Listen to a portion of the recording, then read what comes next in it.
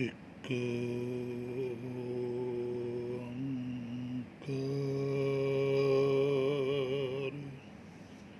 ਸਤਿ ਗੁਰ ਪ੍ਰਸਾਦਿ।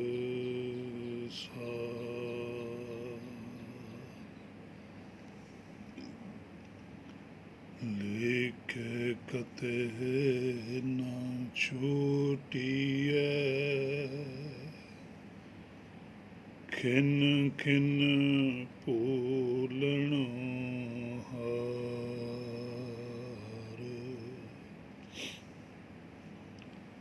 ਬਖਸ਼ਣੁ ਹਾਰ ਬਖਸ਼ ਲੈ,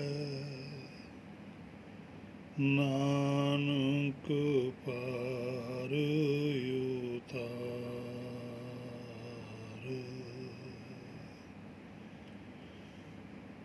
ਬਖਸ਼ਣੁ ਹਾਰ ਬਖਸ਼ ਲੈ, ਨਾਨਕ ਪਾਰ ਉਤਾਰ।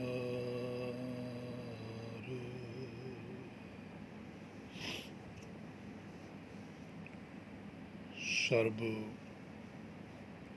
ਕਲਾ ਸਮਰੱਥ ਹੇ ਸੱਚੇ ਪਾਤਸ਼ਾਹ, ਆਪ ਜੀ ਦੇ ਵੱਲ ਦੇ ਨਾਲ ਸਮਰਥ ਦੁਆਰਾ ਕੁਛ ਵਿਚਾਰ ਗੁਰਬਾਣੀ ਤੋਂ ਆਈ ਸੋਝੀ, ਕੁਛ ਪ੍ਰਚਲਿਤ ਵਿਚਾਰਧਾਰਾ ਕਿ ਪਾਪ ਪੁੰਨ ਕੀ ਹੈ,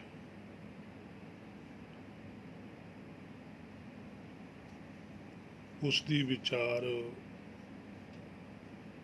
ਆਪਾਂ ਸਾਰੇ ਭਾਈਆਂ ਨੇ ਰਲ ਕੇ ਸਾਂਝੀ ਕਰਨੀ ਹੈ। ਆਪੋ ਆਪਣੀ ਸਲਾਹ ਵਿਚਾਰ ਜ਼ਰੂਰ ਦੱਸੋ,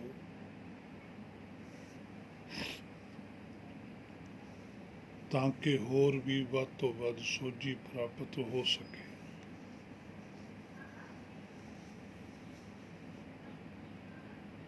ਪਹਿਲਾਂ ਆਪਾਂ ਜੋ ਸਮਾਜ ਦੇ ਅੰਦਰ ਪ੍ਰਚਲਿਤ ਵਿਚਾਰਧਾਰਾ ਹੈ ਪਾਪ ਪੁੰਨ ਦੀ, ਉਸ ਦੀ ਗੱਲ ਕਰਾਂਗੇ।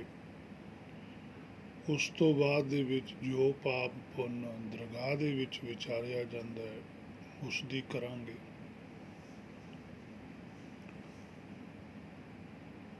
ਸੋ ਪਹਿਲਾਂ ਆਪਾਂ ਗੱਲ ਕਰਦੇ ਹਾਂ ਜੋ ਸੰਸਾਰੀ ਸਮਾਜ ਦਾ ਪਾਪ ਪੁੰਨ ਹੈ, ਉਸ ਬਾਰੇ।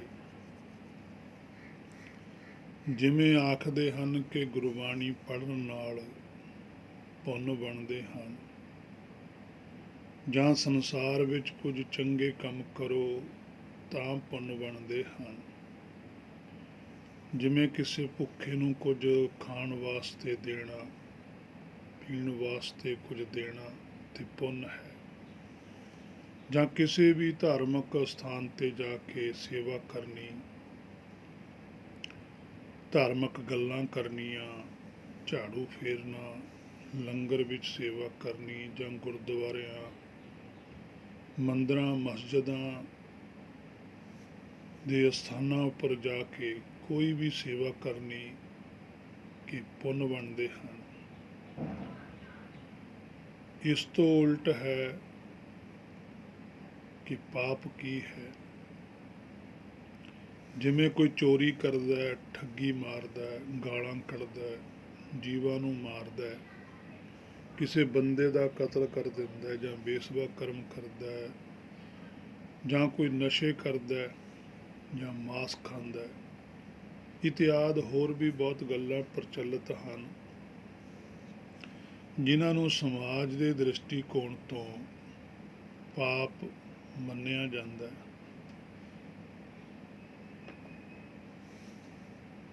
ਸੋ ਜਿਹੜੇ ਸਮਾਜ ਦੇ ਵਿੱਚ ਕੁਝ ਚੰਗੇ ਕੰਮ ਹੁੰਦੇ ਨੇ, ਉਹਨਾਂ ਨੂੰ ਪੁੰਨ ਦੀ ਦ੍ਰਿਸ਼ਟੀਕੋਣ ਤੋਂ ਮੰਨਿਆ ਜਾਂਦਾ ਹੈ। ਸੋ ਪਾਪ ਪੁੰਨ ਬਾਰੇ ਇਹ ਵਿਚਾਰਧਾਰਾ ਸਮਾਜ ਦੇ ਵਿੱਚ ਖਾਸ ਕਰਕੇ ਜਿਹੜੇ ਧਾਰਮਿਕ ਸ਼੍ਰੇਣੀ ਦੇ ਲੋਕ ਹਨ ਉਹਨਾਂ ਵਿੱਚ ਪ੍ਰਚਲਿਤ ਹੈ ਕਿ ਜੇ ਅਸੀਂ ਇੱਥੇ ਚੰਗੇ ਕੰਮ ਕਰਾਂਗੇ ਤਾਂ ਸਾਨੂੰ ਅੱਗੇ ਸੁੱਖ ਮਿਲੇਗਾ।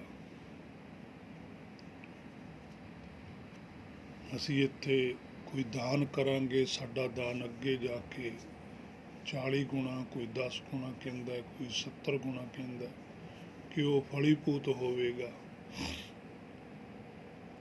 ਸੋ ਬੜੀਆਂ ਮਾਨਤਾਵਾਂ ਨੇ ਇਸ ਤਰ੍ਹਾਂ ਦੀਆਂ, ਤੇ ਫਿਰ ਉਹਨਾਂ ਦੇ ਵਿੱਚੋਂ ਗੁਰਬਾਣੀ ਦੇ ਵਚਨ ਹੀ ਪੜ੍ਹ ਕੇ ਸੁਣਾਏ ਜਾਂਦੇ ਹਨ।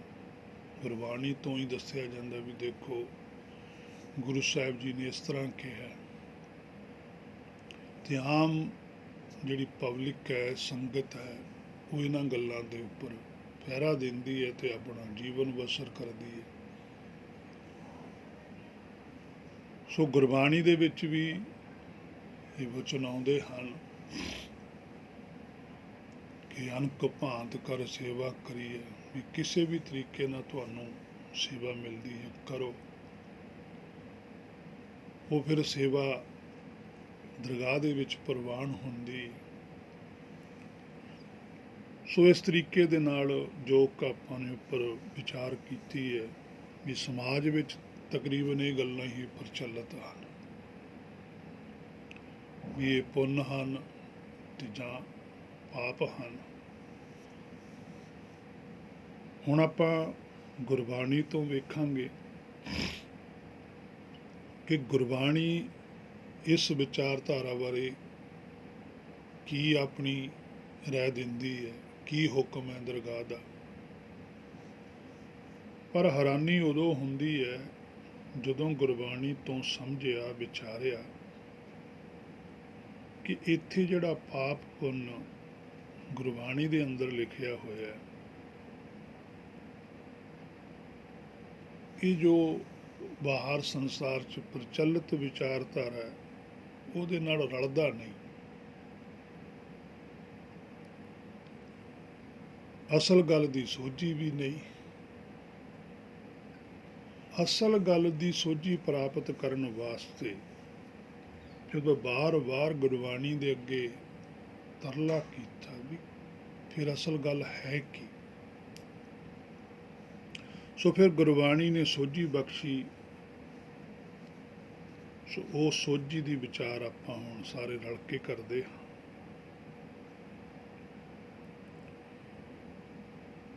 ਕਿ ਪਰ ਹੈਰਾਨੀ ਉਦੋਂ ਹੋਈ ਜਦੋਂ ਗੁਰਬਾਣੀ ਨੂੰ ਸਮਝਿਆ, ਵਿਚਾਰਿਆ ਕਿ ਇੱਥੇ ਤਾਂ ਪਾਪ ਪੁੰਨ ਦੀ ਹੋਰ ਹੀ ਵਿਆਖਿਆ ਹੈ।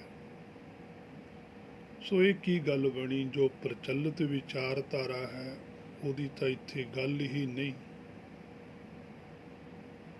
ਅਸਲ ਵਿੱਚ ਪ੍ਰਚਲਿਤ ਪਾਪ ਪੁੰਨ ਜੋ ਬਾਹਰਲੇ ਸਰੀਰ ਨਾਲ ਸੰਬੰਧਿਤ ਹਨ, ਪਰ ਗੁਰਬਾਣੀ ਵਿੱਚ ਪਾਪ ਪੁੰਨ ਅਸਲੀ ਸਰੀਰ ਨਾਲ ਸੰਬੰਧਿਤ ਹਨ, ਜਿਸ ਦਾ ਪ੍ਰਚਾਰ ਬਹੁਤ ਘੱਟ ਹੋਇਆ ਹੈ। ਜੇ ਕਿਤੇ ਕੋਈ ਕਰਦਾ ਵੀ ਹੈ, ਉਸਦੀ ਵੀ ਇਹੀ ਵਿਚਾਰ ਹੁੰਦੀ ਹੈ ਕਿ ਭਾਈ ਝੂਠ ਨਾ ਬੋਲੋ, ਕਾਮ ਕ੍ਰੋਧ ਲੋਭ ਮੋਹ ਹੰਕਾਰ ਤੋਂ ਬਚੋ। ਕਲਯੁਗ ਦਾ ਸਮਾਂ ਹੈ, ਭਾਈ ਨਾਮ ਜਪਿਆ ਕਰੋ, ਪੁੰਨ ਦਾਨ ਕਰੋ। ਆਦਿ ਹੋਰ ਵੀ ਬਹੁਤ ਗੱਲਾਂ ਹਨ, ਪਰ ਆਪਾਂ ਨੇ ਵਿਚਾਰ ਨੂੰ ਬੜਾ ਸੀਮਤ ਹੀ ਰੱਖਣਾ ਤਾਂ ਕਿ ਗੱਲ ਸਮਝ ਆਵੇ। ਸੋ ਸੰਸਾਰੀ ਪਾਪ ਪੁੰਨ ਸੰਸਾਰ ਵਿੱਚ ਹੀ ਰਹਿ ਜਾਂਦੇ। ਹੁਣ ਇੱਕ ਸੰਸਾਰੀ ਪਾਪ ਪੁੰਨ ਹੈ, ਇੱਕ ਨਿਰਾਕਾਰੀ ਪਾਪ, ਕਿਉਂਕਿ ਸਾਡੇ ਕੋਲ ਦੋ ਸਰੀਰ ਹੈ। ਇੱਕ ਤਾਂ ਜਿਹੜਾ ਸਾਨੂੰ ਬਾਹਰ ਸਰੀਰ ਦੀਂਦਾ, ਅਸੀਂ ਇਹਨੂੰ ਸਰੀਰ ਮੰਨਦੇ ਹਾਂ। ਇੱਕ ਜਿਹੜੀ ਜੀਵ ਆਤਮਾ ਇਹਦੇ ਅੰਦਰ, ਉਹ ਸਰੀਰ ਹੈ, ਉਹਨੂੰ ਸੱਚਖੰਡ ਵਾਲੇ ਸਰੀਰ ਮੰਨਦੇ ਆ। ਅਸੀਂ ਜਿਹੜਾ ਸਾਨੂੰ ਬਾਹਰ ਦਿੰਦਾ, ਅਸੀਂ ਇਹਨੂੰ ਸਰੀਰ ਮੰਨਦੇ ਹਾਂ। ਸੱਚਖੰਡ ਵਾਲੇ ਬਾਹਰਲੇ ਸਰੀਰ ਨੂੰ ਕੱਪੜਾ ਮੰਨਦੇ ਨੇ, ਅਸੀਂ ਆਪਣੀ ਅੰਤਰਾਤਮਾ ਬਾਰੇ ਕੋਈ ਗਿਆਨ ਲਿਆ ਹੀ ਨਹੀਂ ਵੀ ਉਹ ਕੀ ਹੈ, ਜਦ ਕਿ ਸਾਨੂੰ ਵੀ ਗੁਰਬਾਣੀ 'ਚ ਆਰਡਰ ਹੈ ਵੀ ਇਸ ਮਨ ਕੋ ਕੋਈ ਖੋਜੋ ਪਾਈ, ਬੰਦੇ ਖੋਜ ਦਿਲ ਹਰ ਰੋਜ਼ ਨਾ ਫਿਰ ਪਰੇਸ਼ਾਨੀ।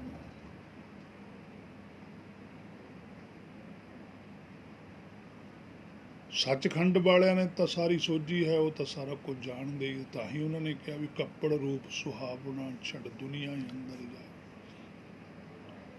ਵੀ ਤੂੰ ਕੱਪੜੇ ਨੂੰ ਸਜਾਈ ਜਾ ਰਿਹਾ, ਇਹ ਤਾਂ ਛੱਡ ਕੇ ਜਾਣਾ, ਜਿਹੜਾ ਤੇਰਾ ਅਸਲੀ ਸਰੀਰ ਹੈ ਉਹਦੀ ਸੋਝੀ ਕਰ। ਸੋ ਦੋ ਸਰੀਰ ਨੇ, ਇੱਕ ਅਸਲੀ ਸਰੀਰ ਹੈ, ਇੱਕ ਨਕਲੀ ਸਰੀਰ ਹੈ। ਜਿਹੜਾ ਸਰੀਰ ਬਾਹਰ ਸਾਨੂੰ ਦਿਖਦਾ ਉਹ ਇੱਥੋਂ ਹੀ ਸਾਨੂੰ ਮਿਲਿਆ ਸਾਗਰ ਦੇ ਵਿੱਚ ਹੀ, ਇੱਥੇ ਅਸੀਂ ਛੱਡ ਕੇ ਚਲੇ ਜਾਣਾ। ਸੋ ਜਿਹੜੀ ਜੀਵਾਤਮਾ ਨੇ ਜਾਣਾ, ਜਿਹੜੇ ਸਰੀਰ ਨੇ ਜਾਣਾ, ਉਹਦਾ ਵੀ ਪਾਪ ਪੁੰਨ ਕੋਈ ਹੈ। ਉਹਦੀ ਗੱਲ ਆਪਾਂ ਹੁਣ ਗੁਰਬਾਣੀ ਤੋਂ ਪੁੱਛਾਂਗੇ ਵੀ ਸੱਚੇ ਪਾਤਸ਼ਾਹ ਤੁਸੀਂ ਸੋਝੀ ਬਖਸ਼ੋ ਵੀ ਫਿਰ ਉਹ ਕਿਹੜਾ ਪਾਪ ਪੁੰਨ ਹੈ। ਗੁਰਬਾਣੀ ਦੇ ਅੰਦਰ 109 ਪੰਨੇ ਦੇ ਉੱਪਰ ਗੁਰਬਾਣੀ ਸਮਤ ਦਿੰਦੀ ਹੈ। ਪਾਤਸ਼ਾਹ ਕਹਿੰਦੇ ਪਾਪ ਪੁੰਨ ਕੀ ਸਾਰ ਨਾ ਜਾਣੀ, ਦੂਜੇ ਲਾਗੀ ਭਰਮ ਭੁਲਾਣੀ, ਅਗਿਆਨੀ ਅੰਧਾ ਮਾ ਗੁਣ ਜਾਣੈ, ਫਿਰ ਆਵਣ ਜਾਵਣੀ। ਹੁਣ ਇੱਥੇ ਦੇਖੋ ਪਾਤਸ਼ਾਹ ਕੀ ਕਹਿੰਦੇ, ਕਹਿੰਦੇ ਪਾਪ ਪੁੰਨ ਕੀ ਸਾਰ ਨਾ ਜਾਣੀ, ਵੀ ਤੈਨੂੰ ਪਾਪ ਪੁੰਨ ਬਾਰੇ ਪਤਾ ਹੀ ਨਹੀਂ ਲੱਗਿਆ ਵੀ ਪਾਪ ਪੁੰਨ ਕੀ ਹੁੰਦਾ। ਹੁਣ ਜਿਹੜਾ ਸਮਾਜਿਕ ਪਾਪ ਪੁੰਨ ਹੈ, ਬਾਹਰਲੇ ਸਰੀਰ ਨਾਲ ਹੁੰਦਾ, ਉਹ ਤਾਂ ਸਭ ਨੂੰ ਹੀ ਪਤਾ ਹੈ ਵੀ ਆਹ ਪੁੰਨ ਨੇ, ਆਹ ਪਾਪ ਹੈ। ਪਰ ਹੁਣ ਇੱਥੇ ਪਾਤਸ਼ਾਹ ਨੇ ਕਿਹਾ ਵੀ ਪਾਪ ਪੁੰਨ ਕੀ ਸਾਰ ਨਾ ਜਾਣੀ, ਵੀ ਤੈਨੂੰ ਪਤਾ ਹੀ ਨਹੀਂ ਲੱਗਿਆ ਕਿ ਪਾਪ ਪੁੰਨ ਕੀ ਹੁੰਦਾ। ਦੂਜਾ ਬਚਨ ਪਾਤਸ਼ਾਹ ਕਹਿੰਦੇ ਦੂਜਾ ਲਾਗੀ ਭਰਮ ਭੁਲਾਣੀ। ਹੁਣ ਦੂਜੀ ਤਾਂ ਫਿਰ ਮਾਇਆ, ਦੂਈ ਕੁਦਰਤ ਸਾਜੀ ਹੈ, ਕਰ ਆਸਨ ਡਿਠੋ ਜਾ, ਜੋ ਦਿਸੈ ਸੋ ਮਾਇਆ। ਕਿ ਤੂੰ ਉਹਦੇ ਵਿੱਚ ਹੀ ਪੈ ਕੇ, ਭਰਮ ਦੇ ਵਿੱਚ ਹੀ ਪੈ ਕੇ ਤੂੰ ਤਾਂ ਭੁੱਲ ਗਿਆ, ਤੈਨੂੰ ਪਤਾ ਹੀ ਨਹੀਂ ਲੱਗਿਆ ਕਿ ਪਾਪ ਪੁੰਨ ਵੀ ਕੋਈ ਚੀਜ਼ ਹੈ। ਅਗਿਆਨੀ ਅੰਧਾ ਮਾਗੁਣ ਜਾਣ, ਕਹਿੰਦੇ ਅਗਿਆਨਤਾ ਦੇ ਵਿੱਚ ਇੰਨਾ ਜ਼ਿਆਦਾ ਅੰਨਾ ਹੋ ਗਿਆ ਕਿ ਜਿਹੜੇ ਮਾਇਆ ਦੇ 3 ਗੁਣ ਨੇ ਉਹਨਾਂ ਦੀ ਵੀ ਜਾਣਕਾਰੀ ਲੈਣ ਲੱਗ ਗਿਆ। ਮਾਇਆ ਵਿੱਚ 3 ਗੁਣ ਨੇ, ਰਾਜੋ ਤਮੋ ਤੇ ਸਤੋ ਗੁਣ। ਪਰ ਪਾਤਸ਼ਾਹ ਕਹਿੰਦੇ ਇਹ ਤਿੰਨੇ ਗੁਣ ਮਾਇਆ 'ਚ ਨੇ, ਇਹ ਹੈ ਵੀ ਮਾਇਆ ਦੇ। ਇੰਨਾ ਜ਼ਿਆਦਾ ਤੂੰ ਇਹਨਾਂ ਗੁਣਾਂ ਨੂੰ ਹੀ ਆਪਣਾ ਜੀਵਨ ਦਾ ਆਧਾਰ ਮੰਨ ਲਿਆ, ਜਦ ਕਿ ਇਹ ਔਗਣ ਸੀਗੇ। ਤ੍ਰੈ ਗੁਣ ਮੇਟੈ ਖਾਈਐ ਸਾਰ, ਜਿੰਨਾ ਚਿਰ ਤੂੰ ਇਹਨਾਂ ਤਿੰਨੇ ਗੁਣਾਂ ਨੂੰ ਛੱਡਦਾ ਨਹੀਂ, ਤੈਨੂੰ ਅਸਲੀ ਪਾਪ ਪੁੰਨ ਬਾਰੇ ਪਤਾ ਹੀ ਨਹੀਂ ਲੱਗਣਾ ਕਿ ਦਰਗਾਹ 'ਚ ਪਾਪ ਪੁੰਨ ਕਿਹੜਾ ਮਨਜ਼ੂਰ ਹੁੰਦਾ।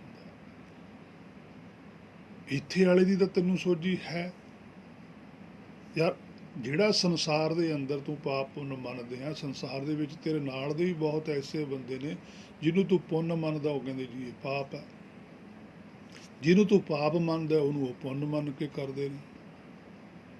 ਸੰਸਾਰ ਦੇ ਵਿੱਚ ਤਾਂ ਵਿਚਾਰਧਾਰਾ ਇੱਕ ਨਹੀਂ ਹੋ ਸਕਦੀ, ਪਰ ਨਿਰਾਕਾਰ ਦੇ ਦੇਸ਼ ਵਿੱਚ ਇੱਕੋ ਹੀ ਵਿਚਾਰਧਾਰਾ ਹੈ, ਇੱਕੋ ਹੀ ਸੱਚ ਹੈ। ਉਹਦੀ ਜਾਣਕਾਰੀ ਪਾਤਸ਼ਾਹ ਕਹਿੰਦੇ ਤੂੰ ਲੈਣੀ ਸੀ। ਉਹਦੇ ਪੱਖੋਂ ਕੀ ਹੋ ਗਿਆ, ਅਗਿਆਨੀ ਅੰਧਾ ਮਾਗੁਣ ਜਾਣੈ, ਫਿਰ ਆਵਣ ਜਾਵਣਿਆ। ਫਿਰ ਕੀ ਕਰੇਂਗਾ, ਬਾਰ ਆਈ ਜਾਏਗਾ। ਸਰੀਰ ਮਿਲ ਜਿਆ ਕਰੂਗਾ, ਸਰੀਰ ਛੱਡ ਦਿਆ ਕਰੇਗਾ, ਸਰੀਰ ਮਿਲ ਜਿਆ ਕਰੂ, ਸਰੀਰ ਛੱਡ ਦਿਆ ਕਰੇਗਾ। ਸੋ ਇੱਥੋਂ ਸਪਸ਼ਟ ਹੈ ਕਿ ਹੇ ਮੇਰੇ ਮਨਾ, ਤੂੰ ਪਾਪ ਪੁੰਨ ਦੀ ਸਾਰ ਭਾਵ ਅਸਲੀਅਤ ਨਹੀਂ ਜਾਣੀ ਕਿ ਅਸਲ ਵਿੱਚ ਪਾਪ ਪੁੰਨ ਹੁੰਦਾ ਕੀ ਹੈ। ਦੂਜੀ ਭਾਵ ਮਾਇਆ ਨਾਲ ਜੁੜ ਗਿਆ ਤੇ ਭਰਮ ਵਿੱਚ ਭੁੱਲਿਆ ਹੋਇਆ ਅਗਿਆਨਤਾ ਦੇ ਅੰਦਰ ਐਸਾ ਭਰਮ ਦੇ ਚੱਕਰ ਵਿੱਚ ਪੈ ਗਿਆ ਕਿ ਕੋਈ ਸੋਝੀ ਹੀ ਨਹੀਂ ਆ ਰਹੀ। ਸੋ ਅਸਲ ਵਿੱਚ ਇਹ ਗੱਲ ਦੀ ਸਾਨੂੰ ਸਮਝ ਤਾਂ ਨਹੀਂ ਲੱਗ ਰਹੀ ਕਿਉਂਕਿ ਅਸੀਂ ਆਪਣੀ ਅੰਤਰਾਤਮਾ ਨੂੰ ਨਹੀਂ ਦੇਖਿਆ। ਜਿੰਨਾ ਚਿਰ ਅਸੀਂ ਆਪਣੀ ਅੰਤਰਾਤਮਾ ਨੂੰ ਨਹੀਂ ਦੇਖਦੇ ਉਨਾ ਚਿਰ ਗੁਰਬਾਣੀ ਤੋਂ ਸੋਝੀ ਆਉਣੀ ਵੀ ਮੁਸ਼ਕਲ ਜੀ ਲੱਗਦੀ ਹੈ, ਕਿਉਂਕਿ ਗੁਰਬਾਣੀ ਮਨ ਨੂੰ ਸੰਬੋਧਨ ਕਰਦੀ ਹੈ, ਵਾਰ-ਵਾਰ ਮਨ ਨੂੰ ਉਪਦੇਸ਼ ਦਿੰਦੀ ਹੈ। ਜਿਹੜਾ ਆਪਣੇ ਮਨ ਨੂੰ ਵੇਖ ਲੈਂਦਾ, ਮਨ ਨੂੰ ਉਪਦੇਸ਼ ਦੇਣ ਲੱਗ ਜਾਂਦਾ, ਉਸ ਨੂੰ ਸੋਝੀ ਆਉਂਦੀ ਹੈ।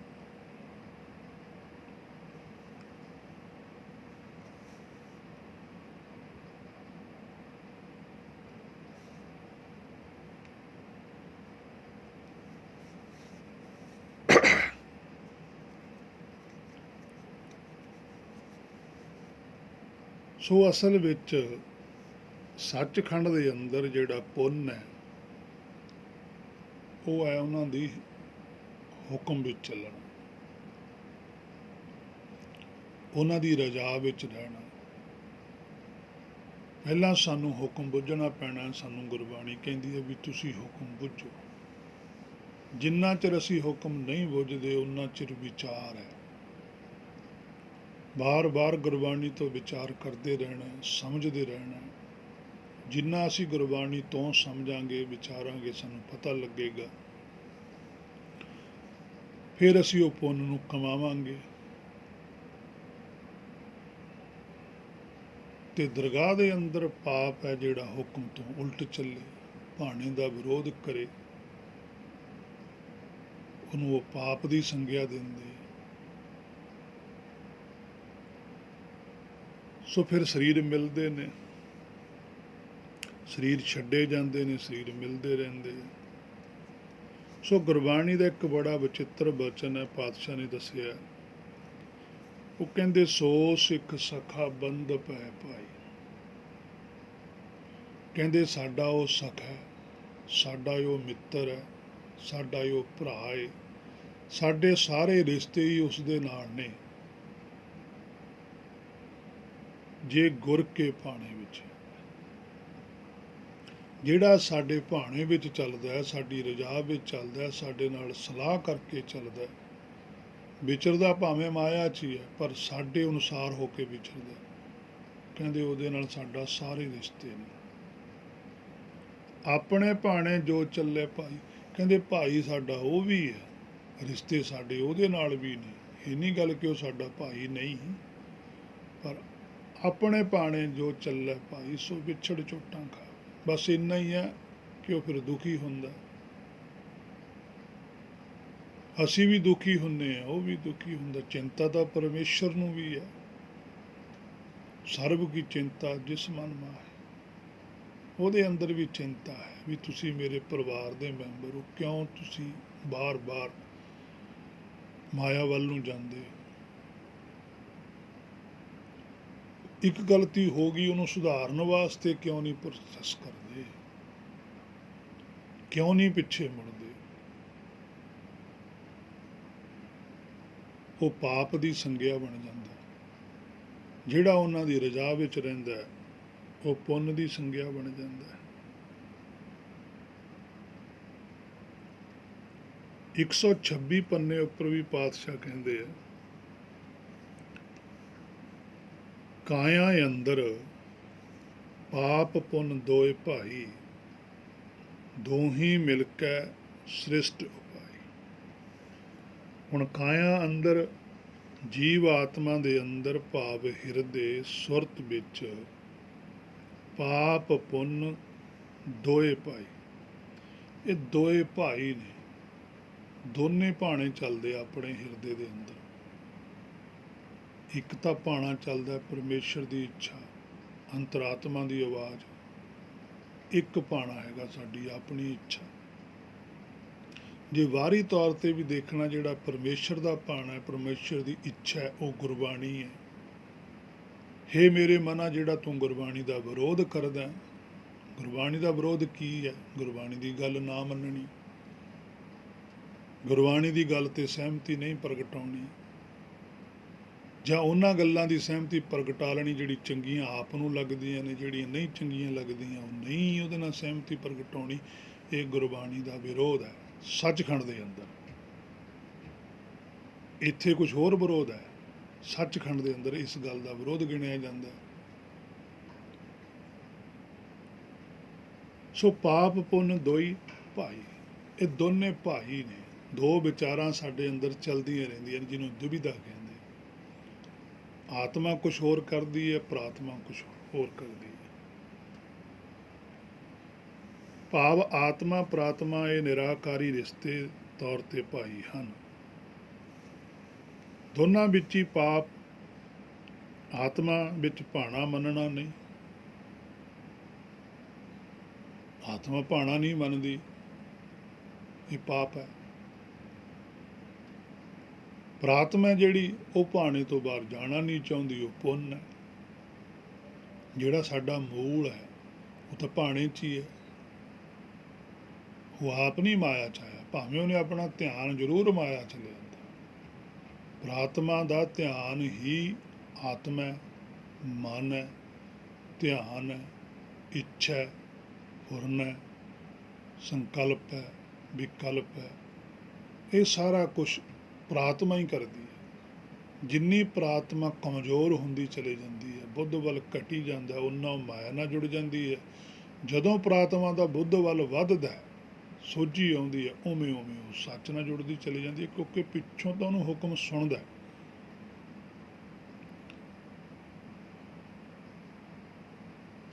ਸੋ ਦੋਹੀ ਮਿਲ ਕੇ ਸ੍ਰਿਸ਼ਟ ਉਪਾਈ। ਹੁਣ ਦੋਨਾਂ ਕਰਕੇ ਇਹ ਸ੍ਰਿਸ਼ਟੀ ਪੈਦਾ ਹੋਈ ਹੈ। ਸ੍ਰਿਸ਼ਟੀ ਪੈਦਾ ਹੋਣ ਦਾ ਕਾਰਨ ਕੀ ਹੈ? ਜਿਹੜੀ ਸਾਡੀ ਜੀਵ ਆਤਮਾ, ਜਿੰਨੇ ਵੀ ਭਵ ਸਾਗਰ ਵਿੱਚ ਜੋਤਾਂ ਆਈਆਂ ਨੇ, ਇਹਨਾਂ ਨੇ ਆਪਣੀ ਇੱਛਾ ਪੈਦਾ ਕੀਤੀ। ਸਾਡੀ ਇੱਛਾ ਪੈਦਾ ਕੀ ਹੈ? ਭਾਣੇ ਦਾ ਵਿਰੋਧ ਕਰਨਾ।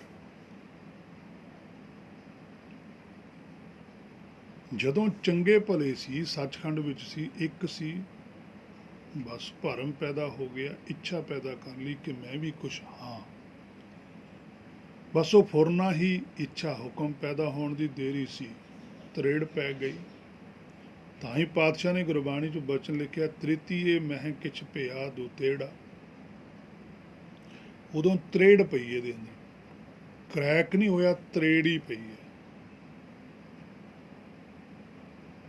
ਪ੍ਰਾਤਮਾ ਤੋਂ ਆਤਮਾ ਵੱਖ ਹੋ ਗਈ, ਭਾਵ ਕੇ ਰਾਜੇ ਤੋਂ ਭਿਖਾਰੀ ਬਣ ਗਿਆ। ਦੋਹੋਂ ਮਿਲ ਕੇ ਸ੍ਰਿਸ਼ਟ। ਹੁਣ ਇੱਕ ਇਹਦਾ ਆਪਣਾ ਭਾਣਾ, ਇੱਕ ਪਰਮੇਸ਼ਰ ਦਾ ਭਾਣਾ। ਫਿਰ ਜਿਹੜਾ ਪਰਮੇਸ਼ਰ ਦਾ ਹੁਕਮ ਹੈ, ਫਿਰ ਉਹਨੇ ਇਹਨੂੰ ਕਿਹਾ ਵੀ ਹੁਣ ਤੈਨੂੰ ਸਰੀਰ ਧਾਰਨੇ ਪੈਣਗੇ। ਹੁਣ ਤੈਨੂੰ ਜਿਹੜੀ ਤੂੰ ਇੱਛਾ ਪੈਦਾ ਕਰ ਲਈ, ਹੁਣ ਇਹਦਾ ਸੁਧਾਰ ਤੈਨੂੰ ਕਰਨਾ ਪੈਣਾ। ਉਸ ਤਰੇੜ ਨੂੰ ਮਿਟਾਉਣ ਵਾਸਤੇ ਹੀ ਜੀਵ ਆਤਮਾ ਨੂੰ ਇਸ ਭਵ ਸਾਗਰ ਵਿੱਚ ਆਉਣਾ ਪਿਆ। ਆਪਣੀ ਗਲਤੀ ਸੁਧਾਰਨ ਵਾਸਤੇ ਹੀ ਇੱਥੇ ਆਉਣਾ ਪਿਆ। ਪਰਮੇਸ਼ਰ ਨੇ ਆਪਣਾ ਹੁਕਮ, ਆਪਣੀ ਇੱਛਾ ਸਾਡੇ ਨਾਲ ਭੇਜੀ। ਉਹ ਜਿਹੜੀ ਭਰਮ ਦੀ ਲਕੀਰ ਸਾਡੇ ਅੰਦਰ ਪਈ ਹੈ, ਉਸ ਨੂੰ ਮਿਟਾਉਣ ਵਾਸਤੇ ਉਹਨੇ ਨਾਲ ਆਪਣਾ ਨਾਮ ਵਾ ਹੁਕਮ ਵਾ ਦਵਾਈ ਭੇਜੀ। ਉਹ ਹੁਣ ਅਸੀਂ ਆਪਣਾ ਰੋਗ ਠੀਕ ਕਰਕੇ ਜਾਣਾ। ਠੀਕ ਹੋ ਜਾਊਗਾ ਰੋਗ, ਤੰਦਰੁਸਤ ਹੋ ਜਾਵਾਂਗੇ, ਸਲਾਮਤ ਹੋ ਜਾਵਾਂਗੇ, ਤਾਂ ਨਿਰੰਕਾਰ ਬਣ ਕੇ ਸੱਚਖੰਡ ਵਿੱਚ ਚਲੇ ਜਾਵਾਂਗੇ। ਨਹੀਂ ਫਿਰ ਆਕਾਰ ਧਾਰ ਕੇ ਇਸੇ ਭਵ ਸਾਗਰ ਵਿੱਚ ਭਰਮਣ ਕਰਦੇ ਰਹਾਂਗੇ।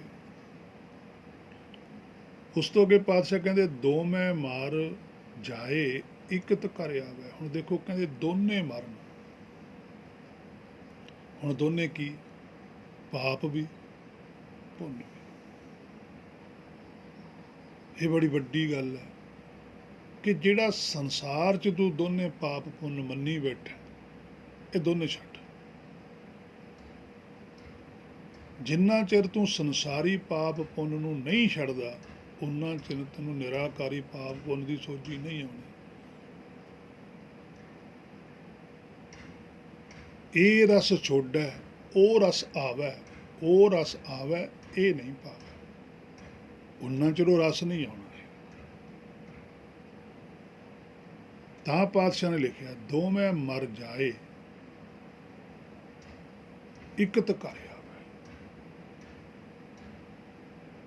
ਇਹ ਬਾਹਰ ਨਹੀਂ ਹੈ, ਇਹ ਅੰਦਰ ਦੀ ਗੱਲ ਹੈ, ਕਿਉਂਕਿ ਨਾਰੀ ਨੂੰ ਸਿਹਾਰੀ ਪਈ ਹੋਈ ਹੈ। ਅੰਦਰੋਂ ਹੀ ਮਾਰਨੀ ਹੈ ਜਿਹੜੀ ਮਾਨਤਾ। ਇਕਤ ਘਰ ਆਵੈ, ਕਹਿੰਦੇ ਇੱਕ ਹੋ ਕੇ ਤੱਤ ਸਰੂਪ ਬਣ ਕੇ, ਇੱਕ ਤੱਤ ਸਰੂਪ ਹੋ ਕੇ ਬਣ ਕੇ, ਜਿਹੋ ਜਿਹਾ ਤੂੰ ਪਹਿਲਾਂ ਸੀਗਾ ਘਰ ਆਵੈ, ਫਿਰ ਹਿਰਦੇ ਵਿੱਚ ਟਿਕ ਸਕਦਾ। ਗੁਰਮਤਿ ਸਹਿਜ ਸਮਾਵਣਿਆ, ਹੁਣ ਤੇਰੇ ਕੋਲ ਸਮਾਂ ਹੈ ਇਹ ਦੋਨਾਂ ਨੂੰ ਖਤਮ ਕਰਨ ਦਾ, ਕਿਉਂਕਿ ਤੇਰੇ ਕੋਲ ਗੁਰ ਦੀ ਮੱਤ ਹੈ, ਗੁਰਬਾਣੀ ਹੈ, ਅੰਤਰਾਤਮਾ ਦੀ ਆਵਾਜ਼ ਹੈ। ਕਹਿੰਦੇ ਸਹਿਜ ਵਿੱਚ ਆ ਕੇ, ਜਾਗਰਤ ਹੋ ਕੇ ਗੁਰਬਾਣੀ ਤੈਨੂੰ ਜਗਾ ਸਕਦੀ ਹੈ। ਪਰ ਜੇ ਤੂੰ ਜਾਗਣਾ ਚਾਹੇ ਤਾਂ ਜਿੱਦਣ ਤੂੰ ਗੁਰਬਾਣੀ ਤੋਂ ਸੋਝੀ ਪ੍ਰਾਪਤ ਕਰਕੇ ਜਾਗ ਗਿਆ ਤਾਂ ਤੂੰ ਫਿਰ ਇੱਥੇ ਰਹਿ ਨਹੀਂ ਸਕਦਾ, ਫਿਰ ਤੈਨੂੰ ਸਮਾਉਣਾ ਹੀ ਪੈਣਾ। ਜਿਵੇਂ ਅਸੀਂ ਸੁੱਤੇ ਪਏ ਹੁੰਦੇ ਹਾਂ, ਸਾਡੀ ਮਾੜੀ ਜਿਹੀ ਵੀ ਅੱਖ ਖੁੱਲੇ, ਸਾਨੂੰ ਉਸੇ ਵੇਲੇ ਚਾਨਣ ਦਿਸ ਜਾਂਦਾ।